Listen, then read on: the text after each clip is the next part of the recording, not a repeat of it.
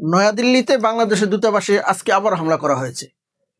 ভারতের যে সমস্ত জঙ্গি জনগণ আছে, বিশেষ করে সাম্প্রদায়িক যে নষ্টকারী যেসব বিজেপির যে সমস্ত উগ্র লোকজন আছে, তারা বাংলাদেশের দূতাবাসে আজকেও হামলা করেছে। আপনারা জানেন গতকালকেও হামলা করেছিল। অর্থাৎ ধারাবাহিকভাবে তারা বাংলাদেশের সাথে একটি যুদ্ধন্দেহী একটা অবস্থা সৃষ্টি করার জন্য তারা কিন্তু পায়তারা করছে। বাংলাদেশে হামলা করার জন্য তারা বিভিন্ন রকমের উস্কানি দিচ্ছে, তারা বিভিন্ন রকমের কর্মকাণ্ডে লিপ্ত হচ্ছে। এবং ওইখানে বাংলাদেশের থেকে বাংলাদেশের যে সাবেক যে প্রধানমন্ত্রী ছিল, যে ফেসিবাদী শেখ হাসিনা, সে এবং তার সাঙ্গপাঙ্গরা সেখানে অবাধে থাকার সুযোগ পাচ্ছে, বাংলাদেশ বিরোধী তৎপরতা চালানোর সুযোগ পাচ্ছে।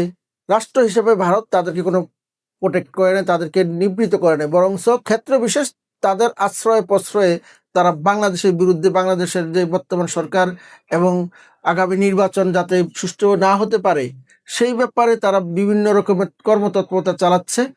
বাংলাদেশের আইন শৃঙ্খলা রক্ষা ধ্বংস করার জন্য তারা কিন্তু তৎপরতা চালাচ্ছে। আপনারা জানেন, যদি ভারতে বাংলাদেশের দূতাবাসে হামলা করা হয়, স্বাভাবিক কারণেই বাংলাদেশের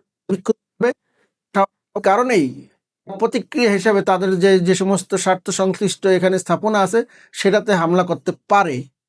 কারণ ইট মারলে পাটকেলটি খেতে হয়, এটা তারা খুব ভালো করে জানে এবং তারা সেখানে উস্কানি দিচ্ছে। ফলশ্রুতিতে হবে কি, বাংলাদেশের জনগণ যদি যে তাদের স্থাপনায় হামলা করে, স্বাভাবিক কারণে দুই দেশের মধ্যে সেটা যত নিম্ন স্তরে নেমে থাকুক সম্পর্ক, সেই সম্পর্কটি নষ্ট হবে। স্বাভাবিক কারণে বাংলাদেশের যে সমস্ত চলমান যে প্রক্রিয়া, নির্বাচন এবং স্বাভাবিক আইন শৃঙ্খলা রক্ষা যে দায়িত্ব নিয়োজিত বাহিনী আছে, সকল কিছুর মধ্যে একটা অস্থিরতা দেখা দিবে। এই সুযোগে তারা বাংলাদেশে তাদের স্বার্থ হাসিল করার যে চেষ্টা করবে, এই হচ্ছে তাদের প্ল্যান। বাংলাদেশের জনগণকে সচেতন থেকে ধৈর্য সহকারে এই সমস্ত পরিস্থিতি মোকাবেলা করতে হবে। সে ব্যাপারে সবাই তৎপর থাকবেন, সে বিশ্বাস আমাদের আছে।